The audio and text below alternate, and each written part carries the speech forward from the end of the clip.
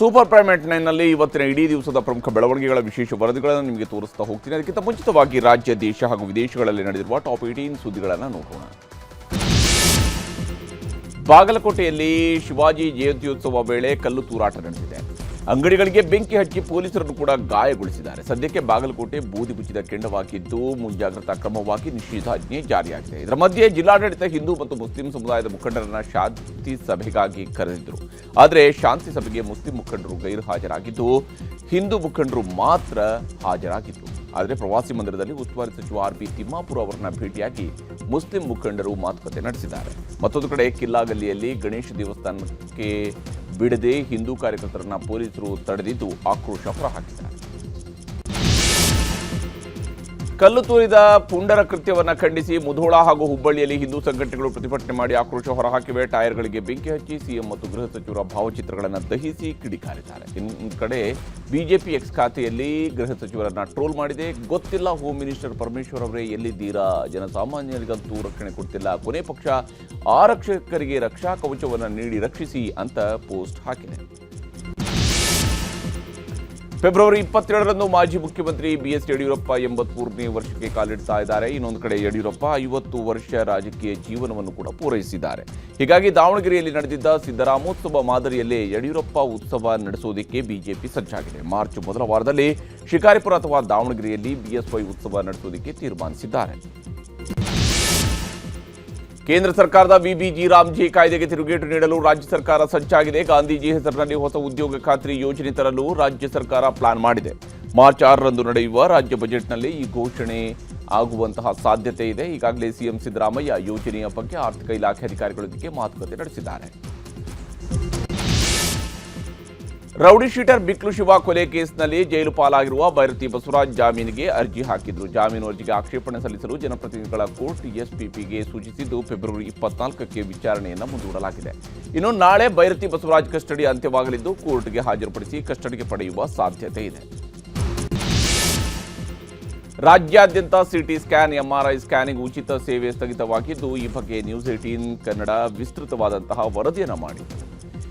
ಬಡವರ ಆರೋಗ್ಯಕ್ಕಿಲ್ವ ಗ್ಯಾರಂಟಿ ಎಂದು ನ್ಯೂಸ್ 18 ಧ್ವನಿ ಎತ್ತಿತು.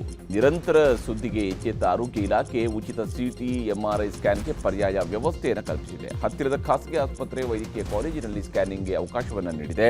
ಹಾಗೆ ಇನ್ನೆರಡು ದಿನದಲ್ಲಿ ಸ್ಥಗಿತಗೊಂಡಿದ್ದ ಸೇವೆಯನ್ನು ಮತ್ತೆ ಆರಂಭಿಸುವುದಾಗಿ ಆರೋಗ್ಯ ಸಚಿವ ದಿನೇಶ್ ಗುಂಡೂರಾವ್ ಭರವಸೆ ನೀಡಿದ್ದಾರೆ.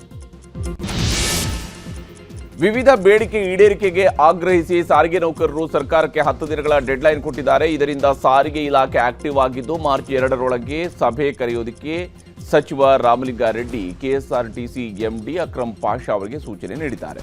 ನೌಕರರ ಬೇಡಿಕೆ ಸಂಬಂಧ ಸಭೆ ನಡೆಸಿ ಚರ್ಚೆ ಮಾಡಲು ಸೂಚಿಸಲಾಗಿದೆ. ಮತ್ತೆ ಮುಷ್ಕರ ಆಗದಂತೆ ಸಮಸ್ಯೆ ಬಗೆಹರಿಸಲು ಅಧಿಕಾರಿಗಳಿಗೆ ಸೂಚನೆ ನೀಡಿದ್ದಾರೆ.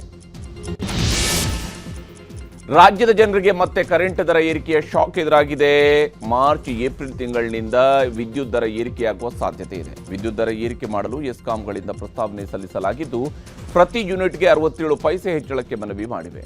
ಎಸ್ಕಾಂಗಳ ಒತ್ತಾಯಕ್ಕೆ ಮಣಿದು ದರ ಪರಿಷ್ಕರಣೆ ಕೆಇಆರ್ಸಿ ಸಿದ್ಧತೆ ನಡೆಸಿದೆ.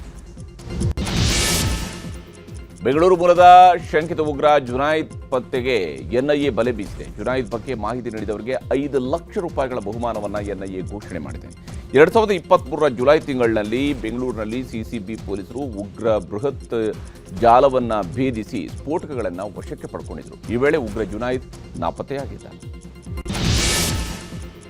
ಚಿತ್ರದುರ್ಗದಲ್ಲಿ ಮೊಳಕಾಲ್ಮೂರಿನಲ್ಲಿ ರೇಣುಕಾಸ್ವಾಮಿ ಹತ್ಯೆ ಮಾದರಿಯಲ್ಲೇ ಮತ್ತೊಂದು ಮರ್ಡರ್ ನಡೆದಿದೆ. ಅನೈತಿಕ ಸಂಬಂಧ ಹೊಂದಿದ್ದ ಕಾರ್ಮಿಕರನ್ನ ಕೊಲೆ ಆರೋಪಿ ದರ್ಶನ್ ಅಭಿಮಾನಿಗಳು ಚಿತ್ರ ಹಿಂಸೆ ಕೊಟ್ಟು ಹತ್ಯೆ ಮಾಡಿದ್ದಾರೆ. ಕೊಲೆ ಬಳಿಕ ಹೆಣ್ಮಕ್ಕಳ ತಂಟೆಗೆ ಬಂದರೆ ಡಿ ಬಾಸ್ ಆಗಬೇಕಾಗತ್ತೆ ಅಂತ ಸ್ಟೇಟಸ್ ಹಾಕಿದರು. ಈಗ 6 ಮಂದಿ ಆರೋಪಿಗಳನ್ನು ಪೊಲೀಸರು ಅರೆಸ್ಟ್ ಮಾಡಿದ್ದಾರೆ. ಖ್ಯಾತ ನಟ ಯಶ್ ನಟನೆಯ ಟಾಕ್ಸಿಕ್ ಟೀಸರ್ ರಿಲೀಸ್ ಆಗಿದೆ. ಈ ಸಿನಿಮಾದಲ್ಲಿ ಯಶ್ ದ್ವಿಪಾತ್ರದಲ್ಲಿ ಕಾಣಿಸಿಕೊಂಡಿದ್ದಾರೆ. ಮಾರ್ಚ್ 19ಕ್ಕೆ ಟಾಕ್ಸಿಕ್ ಸಿನಿಮಾ ವಿಶ್ವದಾದ್ಯಂತ ತೆರೆ ಕಾಣಲಿದೆ. ಕನ್ನಡ, ತಮಿಳು, ತೆಲುಗು, ಮಲಯಾಳಂ, ಹಿಂದಿ ಹಾಗೂ ಇಂಗ್ಲಿಷ್ ಭಾಷೆಯಲ್ಲೂ ಟಾಕ್ಸಿಕ್ ರಿಲೀಸ್ ಆಗಲಿದೆ. ಕೇಂದ್ರ ಗೃಹ ಸಚಿವ ಅಮಿತ್ ಶಾ ರಾಹುಲ್ ಗಾಂಧಿಯವರ ಮೇಲೆ 2018ರಲ್ಲಿ ಮಾನಹಾನಿ ಪ್ರಕರಣವನ್ನು ದಾಖಲಿಸಿದರು. ಇದೇ ಕೇಸ್ ವಿಚಾರಣೆಗೆ ಇವತ್ತು ಲೋಕಸಭೆ ವಿಪಕ್ಷ ನಾಯಕ ರಾಹುಲ್ ಗಾಂಧಿ ಉತ್ತರ ಪ್ರದೇಶದ ಸುಲ್ತಾನ್ಪುರದ ಕೋರ್ಟ್ಗೆ ಹಾಜರಾಗಿದ್ದರು. ನನ್ನ ವ್ಯಕ್ತಿತ್ವಕ್ಕೆ ಮಸಿ ಬಳಿಯುವ ದುರುದ್ದೇಶದಿಂದ ಪ್ರಕರಣ ದಾಖಲಾಗಿದೆ ಅಂತ ಜಡ್ಜ್ ಮುಂದೆ ಹೇಳಿಕೆಯನ್ನು ದಾಖಲಿಸಿದ್ದು, ಮಾರ್ಚ್ 9ಕ್ಕೆ ವಿಚಾರಣೆ ಮುಂದೂಡಿಕೆಯಾಗಿದೆ.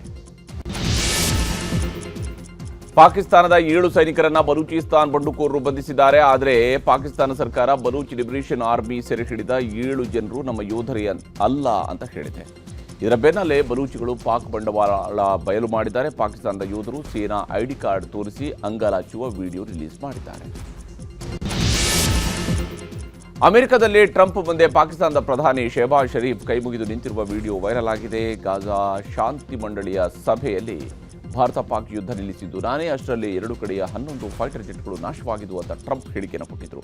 ಆಮೇಲೆ ಶೆಹಬಾಜ್ ಶರೀಫ್ ಕಡೆ ತಿರುಗಿದ ಟ್ರಂಪ್ ಶರೀಫ್ಗೆ ಎದ್ದು ನಿಲ್ಲುವಂತೆ ಆಜ್ಞೆ ಮಾಡಿದರು. ಟ್ರಂಪ್ ಹೇಳ್ತಿದ್ದಂತೆ ಕೈಕಟ್ಟಿ ಎದ್ದು ನಿಂತ ಪಾಕ್ ಪ್ರಧಾನಿ ಹೌದು ಸಾರ್ ಅಂತ ಹೇಳಿರುವ ವಿಡಿಯೋ ಈಗ ವೈರಲ್ ಆಗ್ತಾ ಇದೆ. ಅಮೆರಿಕ ಮತ್ತು ಇರಾನ್ ನಡುವಿನ ಉದ್ವಿಗ್ನತೆ ಉತ್ತುಂಗಕ್ಕೇರಿದ್ದು, ಇರಾನ್ಗೆ ಟ್ರಂಪ್ 10 ದಿನಗಳ ಗಡುವು ನೀಡಿದ್ದಾರೆ. ಅಣ್ವಸ್ತ್ರ ಮತ್ತು ತೈಲ ಒಪ್ಪಂದಗಳ ವಿಚಾರದಲ್ಲಿ ನಾವು ಹೇಳಿದ ಹಾಗೆ ಕೇಳಬೇಕು, ಇಲ್ಲದೆ ಹೋದರೆ ಪರಿಣಾಮ ಭೀಕರವಾಗಿರುತ್ತೆ ಅಂತ ಟ್ರಂಪ್ ಬೆದರಿಕೆ ಹಾಕಿದ್ದಾರೆ. ಆದರೆ ಟ್ರಂಪ್ ಬೆದರಿಕೆ ಮಾತಿಗೆಲ್ಲ ಹೆದರುವ ಪ್ರಶ್ನೆಯೇ ಇಲ್ಲ ಅಂತ ಇರಾನ್ನ ಸರ್ವೋಚ್ಚ ನಾಯಕ ಖಮೇನಿ ಸಂದೇಶ ರವಾನಿಸಿದ್ದಾರೆ. ಬ್ರಿಟನ್ ಸರ್ಕಾರದ ದಾಖಲೆ ಸೋರಿಕೆ ಪ್ರಕರಣದಲ್ಲಿ ಅರೆಸ್ಟ್ ಆಗಿದ್ದ ಬ್ರಿಟನ್ನ ಮಾಜಿ ರಾಜಕುಮಾರ ಆಂಡ್ರೂ ಬಿಡುಗಡೆಯಾಗಿದ್ದಾರೆ. ಜೆಫ್ರಿ ಎಪ್ಸ್ಟೀನ್ ಜೊತೆಗೆ ಸಂಪರ್ಕದಲ್ಲಿದ್ದ ಆರೋಪದಲ್ಲಿ ನಿನ್ನೆ ಥೇಮ್ಸ್ ವ್ಯಾಲಿ ಪೊಲೀಸರು ಬಂಧಿಸಿದರು. ವಿಚಾರಣೆಯ ಬಳಿಕ ಪೊಲೀಸ್ ಕಸ್ಟಡಿಯಿಂದ ಆಂಡ್ರೂ ಬಿಡುಗಡೆ ಆಗಿದ್ದಾರೆ. ಫೆಬ್ರವರಿ 22ರಂದು ಭಾರತ ಮತ್ತು ದಕ್ಷಿಣ ಆಫ್ರಿಕಾ ಮಧ್ಯೆ ಸೂಪರ್ 8 ಪಂದ್ಯ ನಡೆಯಲಿದೆ. ಅಹಮದಾಬಾದ್ನಲ್ಲಿ ನಡೆಯುವ ಈ ಮ್ಯಾಚ್ನಲ್ಲಿ ಅಭಿಷೇಕ್ ಶರ್ಮಾರನ್ನ ಕೈಬಿಡುವ ಸಾಧ್ಯತೆ ಇದೆ. 3 ಇನ್ನಿಂಗ್ಸ್ಗಳಲ್ಲಿ 3 ಡಕೌಟ್ ಆಗಿರುವ ಶರ್ಮಾ 1 ರನ್ ಕೂಡ ವಿಶ್ವಕಪ್ನಲ್ಲಿ ಇದುವರೆಗೆ ಗಳಿಸಿಲ್ಲ. ಹೀಗಾಗಿ ಸೂಪರ್ 8 ಪಂದ್ಯದಿಂದ ಕೈಬಿಡುವ ಸಾಧ್ಯತೆ ಇದೆ ಅಂತ ಹೇಳಲಾಗಿದೆ. ಈಗ ಸುದ್ದಿಗಳನ್ನು ವಿವರವಾಗಿ ನೋಡ್ತಾ ಹೋಗೋಣ. ಶಾಂತವಾಗಿದ್ದ ಕರುನಾಡಿನಲ್ಲಿ ಮತ್ತೆ ಅಶಾಂತಿ ಸೃಷ್ಟಿಸುವಂತಹ ಕೃತ್ಯ ಬಾಗಲಕೋಟೆಯಲ್ಲಿ ನಡೆದಿದೆ. ಶಿವಾಜಿ ಜಯಂತಿಯ ಮೆರವಣಿಗೆ ನಡೆಸ್ತಾ ಇದ್ದವರ ಮೇಲೆ ಕಲ್ಲು ತೂರಾಟ ನಡೆದಿದೆ. ಚಪ್ಪಲಿಗಳನ್ನು ಎಸೆದು ವಿಕೃತಿ ಮೆರೆದಿದ್ದಾರೆ. ಗಲಾಟೆಗೂ ಮುಂಚಿತವಾಗಿ ದೊಡ್ಡದಾಗಿ ಡಿಜೆ ಸೌಂಡ್ ಹಾಕಿ ಅಲ್ಲಿ ನೃತ್ಯ ಮಾಡ್ತಾ ಇದ್ದಂತಹವು ಕೂಡ ಕಂಡುಬಂದಿದೆ. ಈ ಗಲಾಟೆ ತಡೆಯೋದಕ್ಕೆ ಬಂದಂತಹ ಪೊಲೀಸರ ಮೇಲೂ ಕಲ್ಲು ತೂರಾಟ ಆಗಿದೆ. ಬಡ ವ್ಯಾಪಾರಿಗಳ ಬದುಕಿಗೆ ಬೆಂಕಿ ಹಚ್ಚಿದ್ದಾರೆ. ಒಂದು ಕಡೆ ಆರೋಪಿಗಳ ಬಂಧನ ಆಗ್ತಾ ಇದ್ರೆ, ಇನ್ನೊಂದು ಕಡೆ ರಾಜಕೀಯದ ಕೆಸರೆರಚಾಟ ಮಿತಿ ಮೀರಿದೆ.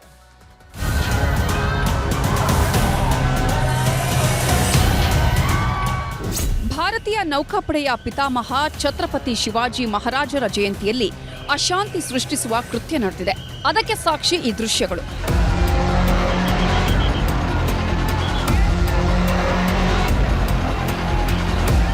ನಿನ್ನೆ ರಾತ್ರಿ ಶಿವಾಜಿ ಜಯಂತಿ ಪ್ರಯುಕ್ತ ಬಾಗಲಕೋಟೆಯಲ್ಲಿ ಅದ್ಧೂರಿ ಶೋಭಾಯಾತ್ರೆ ನಡೆಸುತ್ತಿದ್ರು. ಹಿಂದೂಪರ ಸಂಘಟನೆಗಳ ಯುವಕರು ಕುಣಿದು ಕುಪ್ಪಳಿಸುತ್ತಿದ್ರು. ಶೋಭಾಯಾತ್ರೆ ಎಂಜಿ ರಸ್ತೆಯ ಹತ್ತಿರದ ಫಂಕಾ ಮಸೀದಿ ಮುಂದೆ ಬಂತೋ ಅಲ್ಲಿ ಬನಾಯೆಂಗೆ ಮಂದಿರ್ ಅನ್ನೋ ಹಾಡು ಹಾಕಿದ್ರು. ಮಂದಿರ ಕಟ್ಟೇ ಕಟ್ತೀವಿ ಅನ್ನೋ ಹಾಡು ಶುರುವಾಗ್ತಿದ್ದಂತೆ ಗಲಾಟೆನೂ ಶುರುವಾಯಿತು.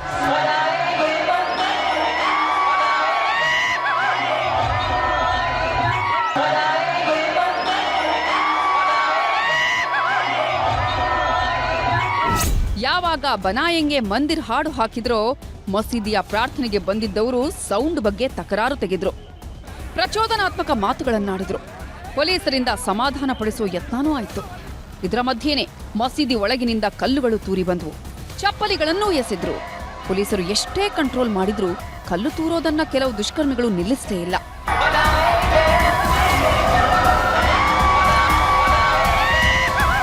ಮಸೀದಿ ಒಳಗಿನಿಂದ ಅದ್ಯಾವ ಕಿಡಿಗೇಡಿಗಳು ಮೊದಲು ಕಲ್ಲು ತೂರಿದ್ರೋ ಗೊತ್ತಿಲ್ಲ. ಗಲಾಟೆ ತಾರಕಕ್ಕೆ ಹೋಯ್ತು. ಹಿಂದೂ ಯುವಕರು ಕುಣಿಯೋದನ್ನ ನಿಲ್ಲಿಸಲಿಲ್ಲ. ಮಸೀದಿ ಒಳಗಿದ್ದವರು ಕಲ್ಲು ಚಪ್ಪಲಿ ಎಸೆಯೋದನ್ನೂ ನಿಲ್ಲಿಸಲಿಲ್ಲ. ಎರಡೂ ಕೋಮಿನವರನ್ನ ಕಂಟ್ರೋಲ್ ಮಾಡೋಕೆ ಕೊನೆಗೆ ಪೊಲೀಸರು ಬಂದ್ರು. ಆದರೆ ಬಾಗಲಕೋಟೆ ಎಸ್ಪಿ ಸಿದ್ಧಾರ್ಥ ಗೋಯಲ್ ಅವರ ಮೇಲೆ ಕಲ್ಲು ತೂರಿದ್ರು. ಇದರಿಂದ ಎಸ್ಪಿ ಸೇರಿ 3 ಪೊಲೀಸರಿಗೂ ಗಾಯಗಳಾಯಿತು.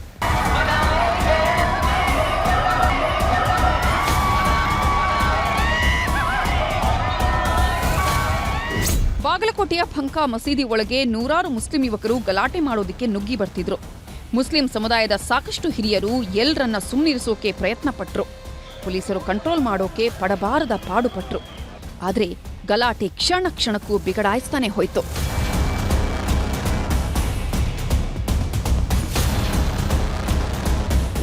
ಹಿಂದೂಪರ ಸಂಘಟನೆ ಯುವಕರು ಕಲ್ಲು ಚಪ್ಪಲಿ ತೂರಾಟದಿಂದ ರೊಚ್ಚಿಗೆದ್ರು. ಆ ಕಡೆ ಮಸೀದಿ ಒಳಗಿದ್ದ ಕೆಲವು ಯುವಕರು ಕೈ ಮಿಲಾಯಿಸೋದಕ್ಕೆ ಬರ್ತಿದ್ರು. ಕಲ್ಲೇಟು ಬಿದ್ದು ರಕ್ತ ಹೋಗ್ತಿದ್ರು. ಪೊಲೀಸರು ಕೊನೆಗೆ ಎಲ್ಲರನ್ನ ಮಸೀದಿ ಜಾಗದಿಂದ ಸಮಾಧಾನಪಡಿಸಿ ಕಳುಹಿಸಿದ್ರು. ಎಲ್ಲವೂ ತಣ್ಣಗಾಯ್ತು ಅನ್ನೋ ಹೊತ್ತಲ್ಲೇ ದುಷ್ಕರ್ಮಿಗಳ ಅಟ್ಟಹಾಸ ಮತ್ತೆ ಶುರುವಾಯಿತು. ಯಾವ ಮಟ್ಟಿಗೆ ಅಂದ್ರೆ ಬೀದಿ ಬದಿ ತರಕಾರಿ ವ್ಯಾಪಾರ ಮಾಡ್ತಿದ್ದವರ 4-5 ಗಾಡಿಗಳಿಗೆ ಬೆಂಕಿ ಹಚ್ಚಿ ವಿಕೃತಿ ಮೆರೆದ್ರು. ಒಂದು ಹುಡುಗ ಏನು ಕೈಕಾಲು ಇದು ತರ ನಾಗತ್ತಪ್ಪ ಮಾತಾಡಕ್ಕೆ ಬರಾಕತ್ತಿಲ್ಲಮ್ಮ. ನನಗೆ ಕೈಪಲ್ಲೆ ಮಾಡ್ತೀವಪ್ಪ ನಾವು. ಕೈಪಲ್ಲೆ ನಾವು ಜಾತಿ ಪಾತಿ ಎಂದೂ ಮಾಡುದಿಲ್ಲಮ್ಮ ನಾವು. ಎಲ್ಲ ಕೇಳಲಿ ಅಪ್ಪ ಯಾಕಪ್ಪ ಮಾಡ್ತೀವಿ ನಾವು ಓಣ್ಯಾಗ. ಒಂದು ಅಗ್ತಕ್ಕೆ ಏರ್ಕಿತ್ತು, ಒಂದು ಅಂತಮಕ್ಕಿತ್ತು ಹೆಚ್ಚಿಗೆ ನಡಿತೀವಿ ಎಲ್ಲರಿಗೆ. ಮತ್ತು ಈ ನಮೂನಿ ಮಾಡ್ಯಾರ ಅಂದ್ರೆ ನಾವೇನು ಮಾಡೋರಪ್ಪ ಬಡವರು ಹೇಳ. ರಾತ್ರಿ 9:45ರಿಂದ 10 ಗಂಟೆಯ ಮಧ್ಯೆ ನಡೆದ ಈ ಗಲಾಟೆಯನ್ನ ಸಾಹಸ ಪಟ್ಟು ಪೊಲೀಸರು ಹತೋಟಿಗೆ ತಂದರು. ರಾತ್ರೋರಾತ್ರಿ ನಿಷೇಧಾಜ್ಞೆಯನ್ನೂ ಹಾಕಿದ್ರು. ಬೆಳಗ್ಗೆ ಮಸೀದಿ ಸೇರಿದಂತೆ ಬಾಗಲಕೋಟೆ, ನವನಗರ, ವಿದ್ಯಾಗಿರಿ, ಎಂಜಿ ರಸ್ತೆ ಸೇರಿದಂತೆ ಸೂಕ್ಷ್ಮ ಜಾಗಗಳಲ್ಲಿ ನಿಷೇಧಾಜ್ಞೆ ಹಾಕಿ ಭದ್ರತೆ ಹೆಚ್ಚಿಸಿದ್ರು.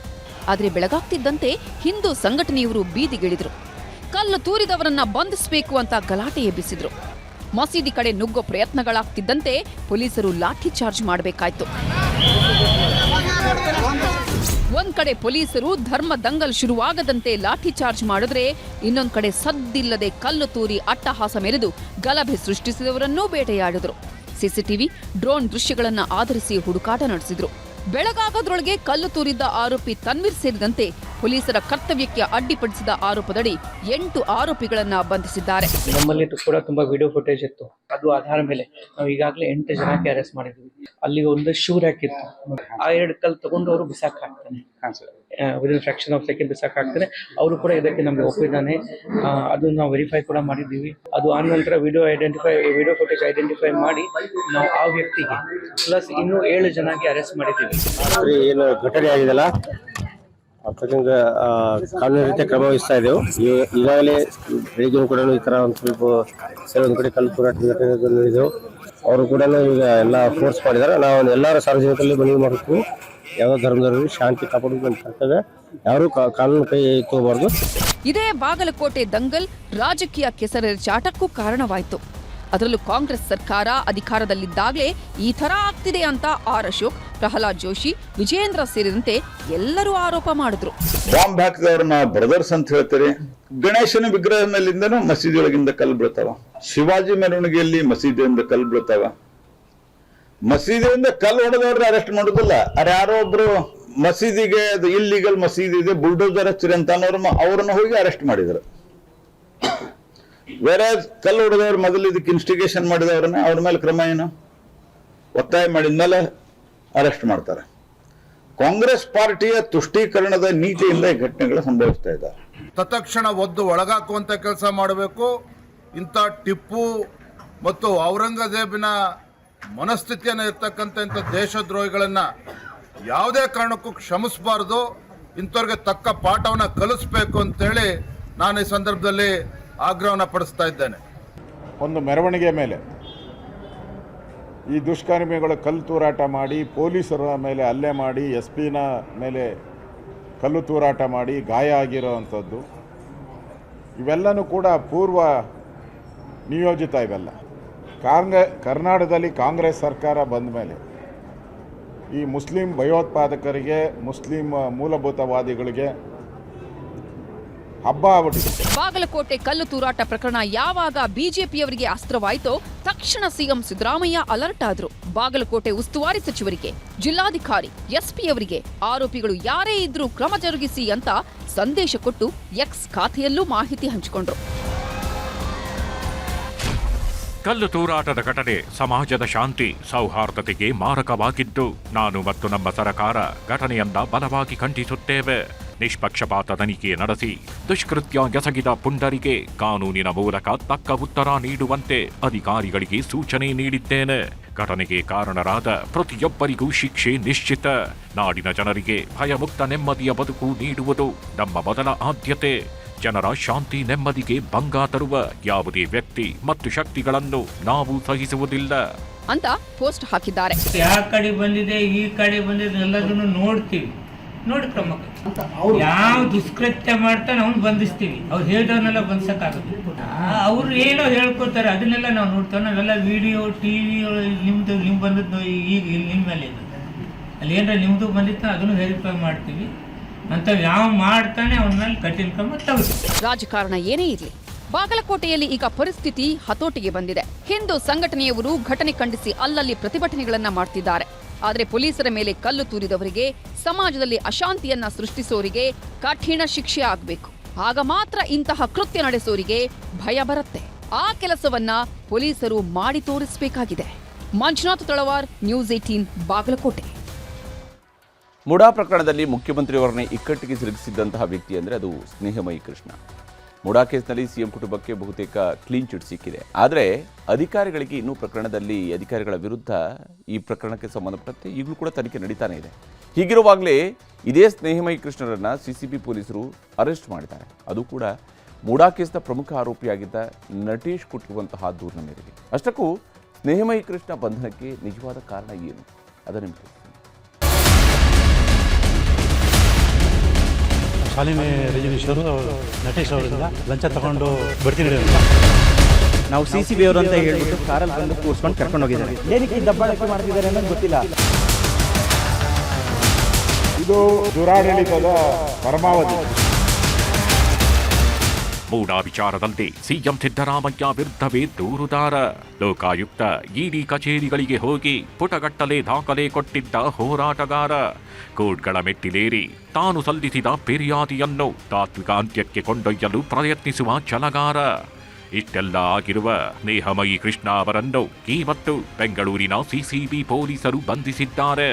ಮೈಸೂರು ನಗರಾಭಿವೃದ್ಧಿ ಪ್ರಾಧಿಕಾರದ ಮಾಜಿ ಆಯುಕ್ತ ಡಿಬಿ ನಟೇಶ್ ನೀಡಿದ್ದ ದೂರಿನ ಮೇರೆಗೆ ಸಿಸಿಬಿ ಪೊಲೀಸರು ಅರೆಸ್ಟ್ ಮಾಡಿದ್ದಾರೆ. ಪೊಲೀಸರು ಸ್ನೇಹಮಯಿ ಕೃಷ್ಣರನ್ನು ಅರೆಸ್ಟ್ ಮಾಡುತ್ತಿದ್ದಂತೆ ಅವರ ಪುತ್ರ ವಿವೇಕ್ ಸರ್ಕಾರದ ವಿರುದ್ಧ ತೀವ್ರ ಆಕ್ರೋಶ ಹೊರಹಾಕಿದ್ರು.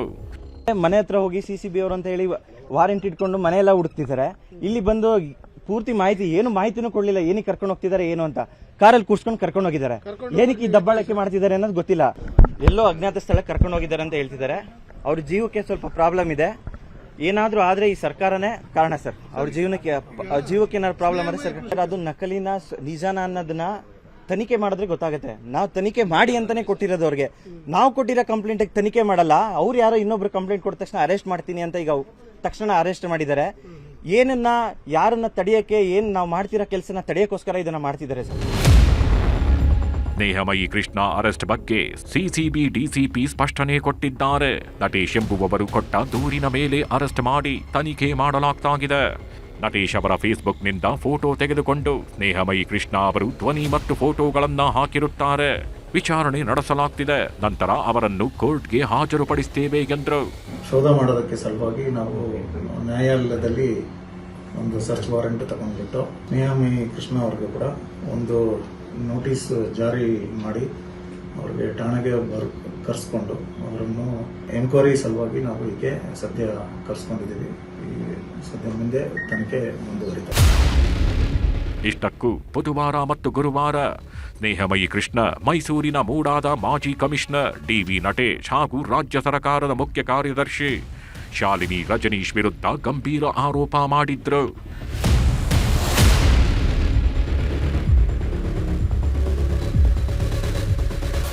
ಮುಂಬಡ್ತಿಗಾಗಿ ಶಾಲಿನಿ ರಜನೀಶ್ ಅವರಿಗೆ ಡಿಬಿ ನಟೇಶ್ ಹಣ ನೀಡಿದ್ದಾರೆ ಎಂದು ಸ್ನೇಹಮಯಿ ಕೃಷ್ಣ ಗಂಭೀರ ಆರೋಪ ಮಾಡಿದ್ದರು. ಇದಕ್ಕೆ ಬೇಕಾದ ದಾಖಲೆಗಳು ನನ್ನ ಬಳಿಗಿವೆ ಎಂದು ಹೇಳುತ್ತಲೇ ಕಾರೊಂದರ ಫೋಟೋ ಕೂಡ ಬಿಡುಗಡೆ ಮಾಡಿದ್ರು.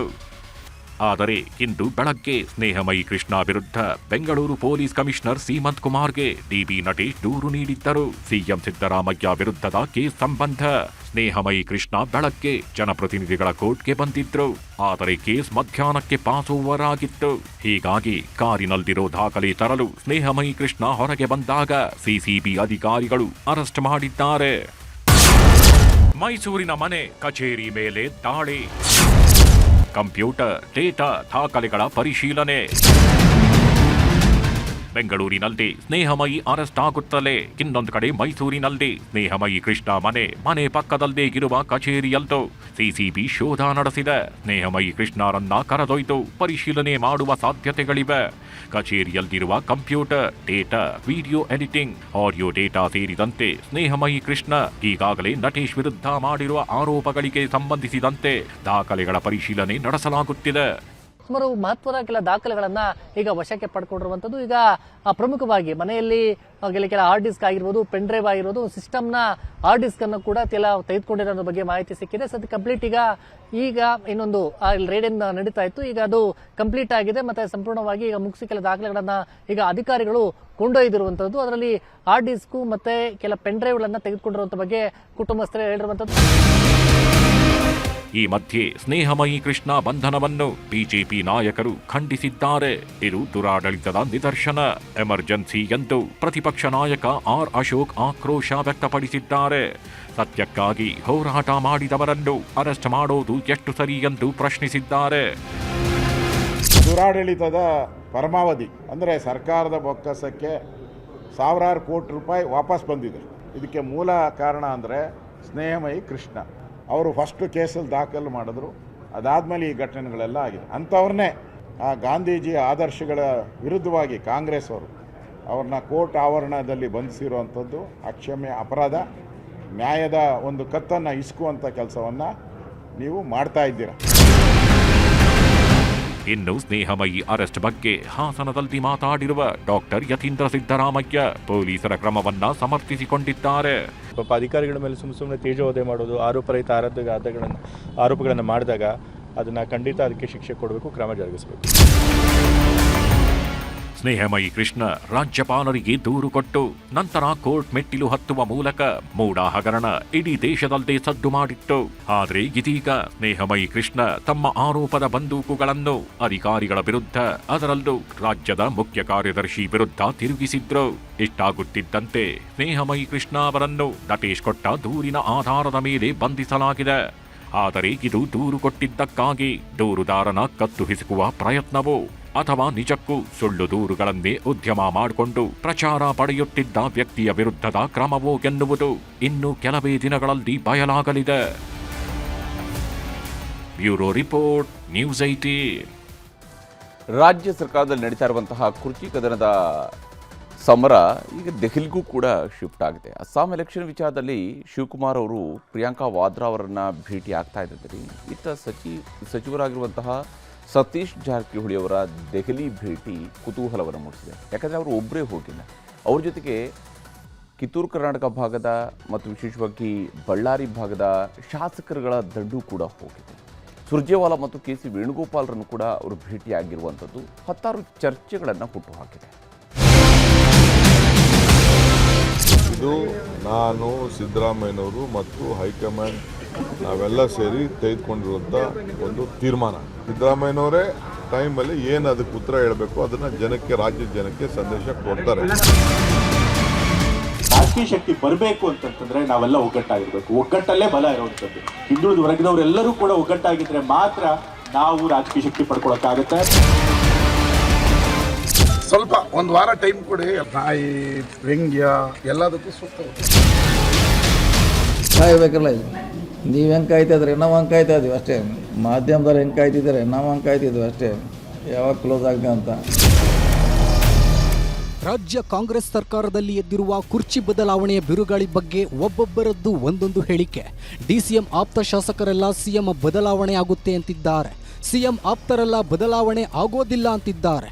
ಇದರ ಮಧ್ಯೆನೇ ಹೈಕಮಾಂಡ್ ಏನು ಬದಲಾವಣೆ ಮಾಡುತ್ತೆ, ಏನು ನಿರ್ಧಾರ ತೆಗೆದುಕೊಳ್ತಾರೆ ಅಂತ ನಾವು ಕಾಯ್ತಿದ್ದೀವಿ ಅಂತ ಸಚಿವ ಸತೀಶ್ ಜಾರಕಿಹೊಳಿ ಹೇಳಿದ್ರು. ಹೇಳಿಕೆ ಕೊಟ್ಟ ಬೆನ್ನಲ್ಲೇ ಸಚಿವ ಸತೀಶ್ ಜಾರಕಿಹೊಳಿ ದೆಹಲಿಗೆ ಹೋಗಿದ್ದಾರೆ. ಒಂದ್ ಕಡೆ ಅಸ್ಸಾಂ ಚುನಾವಣಾ ವೀಕ್ಷಕರಾಗಿರುವ ಡಿಕೆ ಶಿವಕುಮಾರ್ ನಿನ್ನೆಯಿಂದ ಎಐಸಿಸಿ ಪ್ರಧಾನ ಕಾರ್ಯದರ್ಶಿ ಪ್ರಿಯಾಂಕಾ ವಾದ್ರಾ ಜೊತೆ ಅಸ್ಸಾಂನಲ್ಲಿರುವಾಗಲೇ ಸತೀಶ್ ಜಾರಕಿಹೊಳಿ ದೆಹಲಿಗೆ ತೆರಳಿ ಸುರ್ಜೇವಾಲಾ ಮತ್ತು ಕೆ ಸಿ ವೇಣುಗೋಪಾಲ್ರನ್ನ ಭೇಟಿಯಾಗಿದ್ದಾರೆ. ಬಜೆಟ್ ಅಧಿವೇಶನ ಬಳಿಕ ಸರ್ಕಾರದಲ್ಲಿ ಬದಲಾವಣೆ ಆಗುತ್ತೆ ಅಂತಿದ್ದಾರೆ ಡಿಕೆಶಿ ಆಪ್ತರು. ಆದರೆ ನಾಯಕತ್ವ ಬದಲಿಸದಂತೆ ವರಿಷ್ಠರಿಗೆ ಜಾರಕಿಹೊಳಿ ಮನವಿ ಕೊಟ್ಟಿದ್ದಾರೆ. ಒಂದು ವೇಳೆ ನಾಯಕತ್ವ ಬದಲಿಸಿದ್ರೆ ದಲಿತ ಸಮುದಾಯದವರನ್ನೇ ಪರಿಗಣಿಸಲು ಒತ್ತಾಯ ಮಾಡಿದ್ದಾರೆ.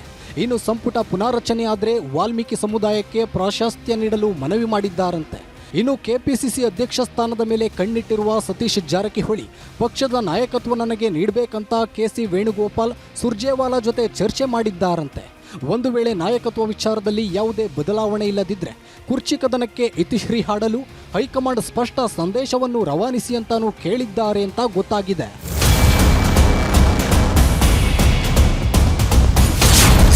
ಕುತೂಹಲ ಕೆರಳಿಸಿದ ಖರ್ಗೆ ರಾಹುಲ್ ಭೇಟಿ. ಒಂದ್ ಕಡೆ 5 ರಾಜ್ಯಗಳ ಚುನಾವಣೆ ಗೆಲ್ಲೋ ಬಗ್ಗೆ ಹೈಕಮಾಂಡ್ ತಲೆ ಕೆಡಿಸಿಕೊಂಡಿದೆ. ಇದರ ಮಧ್ಯೆನೇ ರಾಜ್ಯದಲ್ಲಿ ಕುರ್ಚಿ ಕದನ ತಾರಕಕ್ಕೆ ಹೋಗ್ತಿರುವಾಗಲೇ ಕಾಂಗ್ರೆಸ್ ಶಾಸಕರು ವಿದೇಶಕ್ಕೆ ಹೋಗಿರೋದು ಹೈಕಮಾಂಡ್ಗೆ ತಲೆನೋವು ತಂದಿದೆ. ಪಂಚ ರಾಜ್ಯಗಳ ಎಲೆಕ್ಷನ್ ಮೇಲೆ ಈ ಕುರ್ಚಿ ಕದನ ಹೇಗೆ ಪ್ರಭಾವ ಬೀರುತ್ತೋ ಅನ್ನೋ ಆತಂಕನೂ ಹೈಕಮಾಂಡ್ಗಿದೆ. ಹಾಗಾಗಿ ರಾಹುಲ್ ಗಾಂಧಿ ಇವತ್ತು ದೆಹಲಿಯಲ್ಲಿ ಮಲ್ಲಿಕಾರ್ಜುನ ಖರ್ಗೆ ಅವರ ನಿವಾಸಕ್ಕೆ ಬಂದು ಮಾತುಕತೆ ನಡೆಸಿದ್ರು.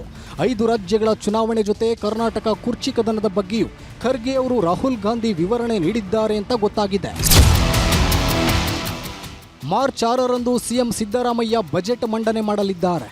ಬಜೆಟ್ ಅಧಿವೇಶನದ ಬಳಿಕ ಕ್ರಾಂತಿಯಾಗೋ ಮಾತುಗಳು ನಡೀತಿವೆ. ಹೀಗಾಗಿನೇ ಸಿಎಂ ಸಿದ್ದರಾಮಯ್ಯ ಸತೀಶ್ ಜಾರಕಿಹೊಳಿ ಮೂಲಕ ಒಂದಷ್ಟು ಸಂದೇಶಗಳನ್ನು ದೆಹಲಿಗೆ ಕಳಿಸಿದ್ದಾರಂತೆ. ಒಟ್ನಲ್ಲಿ ಮಾರ್ಚ್ 27ಕ್ಕೆ ವಿಧಾನಮಂಡಲ ಕಲಾಪ ಮುಗಿದ ಮೇಲೆ ಕುರ್ಚಿ ಆಟ ಜೋರಾಗುತ್ತಾ ಅಥವಾ ಕೊನೆಯಾಗುತ್ತಾ ಅನ್ನೋದು ಗೊತ್ತಾಗಲಿದೆ. Bureau report, news 18. ದೆಹಲಿಯ ಭಾರತ್ ಮಂಟಪನಲ್ಲಿ ನಡೀತಾ ಇರುವಂತಹ ಎಐ ಶೃಂಗಸಭೆಗೆ ನುಗ್ಗಿ ಯುವ ಕಾಂಗ್ರೆಸ್ ಕಾರ್ಯಕರ್ತರು ಗಲಾಟೆ ಮಾಡಿದ್ದಾರೆ. ದೇಶ ವಿದೇಶಗಳ ಗಣ್ಯರು ಇದ್ದಂತಹ ಸಮಾವೇಶದಲ್ಲಿ ಶರ್ಟ್ಗಳನ್ನು ಬಿಚ್ಚಿ ಪ್ರತಿಭಟನೆಯನ್ನು ನಡೆಸಿದ್ದಾರೆ. ಇದೆಲ್ಲ ರಾಹುಲ್ ಗಾಂಧಿಯವರ ಕುಮ್ಮಕ್ಕಿನಿಂದಲೇ ಆಗಿರುವಂತಹ ಕೃತ್ಯ ಅಂತ ಬಿಜೆಪಿ ಕಾರ್ಯಕರ್ತರು ಬೀದಿಗಿಳಿದಿದ್ದಾರೆ.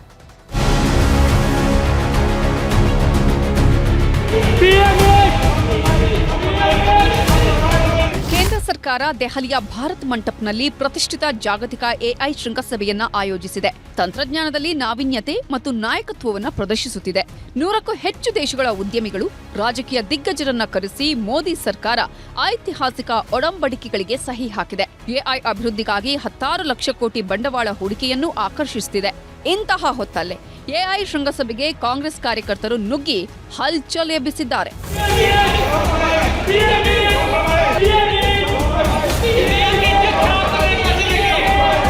ಮೋದಿ ಸರ್ಕಾರ ಅಮೆರಿಕಾಗೆ ಶರಣಾಗಿದೆ ಅಂತ ಕೂಗಾಡ್ತಾ ಶೃಂಗಸಭೆ ಒಳಗೆ ನುಗ್ಗಿದ್ರು. ಭಾರತದ ಯುವಕರಿಗೆ ಉದ್ಯೋಗ ಸೃಷ್ಟಿಸುತ್ತಿಲ್ಲ ಅಂತ ಘೋಷಣೆ ಮೊಳಗಿಸಿದ್ರು.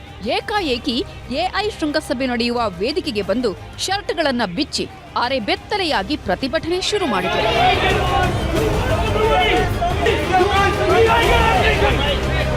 ಭಾರತ್ ಮಂಟಪ್ನಲ್ಲಿ ನಡೀತಾ ಇದ್ದ ಎಐ ಶೃಂಗಸಭೆಗೆ ವೀಕ್ಷಕರ ಥರ ಬಂದವರು ವೇದಿಕೆಯಲ್ಲಿ ಗದ್ದಲ ಎಬ್ಬಿಸಿದ್ರು. ಕೊನೆಗೆ ಪೊಲೀಸರು, ಭದ್ರತಾ ಪಡೆಗಳು ಬಂದು 10ಕ್ಕೂ ಹೆಚ್ಚು ಯುವ ಕಾಂಗ್ರೆಸ್ ಕಾರ್ಯಕರ್ತರನ್ನ ವಶಕ್ಕೆ ಪಡೆದ್ರು. ಆದ್ರೆ ಎಐ ಶೃಂಗಸಭೆಯ ವಿಶ್ವ ವೇದಿಕೆಯಲ್ಲಿ ಭಾರತಕ್ಕೆ ಮುಜುಗರ ಸೃಷ್ಟಿಸುವುದು ಎಷ್ಟು ಸರಿ ಅಂತ ಬಿಜೆಪಿಯವರು ಶೃಂಗಸಭೆಯಲ್ಲಿದ್ದವರು ಪ್ರಶ್ನೆ ಮಾಡಿದ್ರು. आज अभी कांग्रेस के कुछ कार्यकर्ताओं ने आके हल्ला गुल्ला करने की कोशिश की है, तो मैं अभी जस्ट अपने नौजवान साथियों से पूछ रहा था कि वो क्या सोचते हैं कांग्रेस के इस बात पे. क्या सोचते हो दोस्त? नहीं, ऐसा तो नहीं करना चाहिए कभी भी कि भाई एआई समिट चल रही है एंड हल्ला गुल्ला करेंगे तो वो इम्प्रेशन अच्छा नहीं पड़ेगा एंड बहुत सारी रुकावटें भी होती है. बराबर है ना, तो ये नहीं होना. क्या सोचते हो सर? इतने सारे इंटरनेशनल गेस्ट हैं, हमारे कंट्री का reputation is at a stake. हमको सबको सेलिब्रेट करना है. हल्ला गुल्ला हम सेलिब्रेशन के हिसाब से करेंगे तो और अच्छा है और that should be the intention. Positive vibe फैलाना चाहिए. ಎಐ ಶೃಂಗಸಭೆಯಲ್ಲಿದ್ದವರಿಂದಲೇ ಕಾಂಗ್ರೆಸ್ ಪ್ರತಿಭಟನೆ ಬಗ್ಗೆ ಕೇಂದ್ರ ಸಚಿವ ಅಶ್ವಿನಿ ವೈಷ್ಣವ್ ಉತ್ತರ ಕೊಡಿಸಿದ್ರು. ಇನ್ನೊಂದ್ ಕಡೆ ಯುವ ಕಾಂಗ್ರೆಸ್ ಕಾರ್ಯಕರ್ತರನ್ನ ರಾಹುಲ್ ಗಾಂಧಿಯವರೇ ಕಳುಹಿಸಿದ್ದು ಅಂತ ಬಿಜೆಪಿ ಕಾರ್ಯಕರ್ತರು ದೆಹಲಿಯ ರಾಹುಲ್ ಗಾಂಧಿ ನಿವಾಸದ ಬಳಿ ಪ್ರತಿಭಟನೆ ಮಾಡಿದ್ರು. ಪ್ರತಿಕೃತಿ ದಹಿಸಿ ಆಕ್ರೋಶ ಹೊರಹಾಕಿದ್ರು. ರಾಹುಲ್ ಗಾಂಧಿ ನಿವಾಸಕ್ಕೂ ಮುತ್ತಿಗೆಗೆ ಯತ್ನಿಸಿದ್ರು. ಆದ್ರೆ ಪೊಲೀಸರು ಅವಕಾಶ ಕೊಡಲಿಲ್ಲ.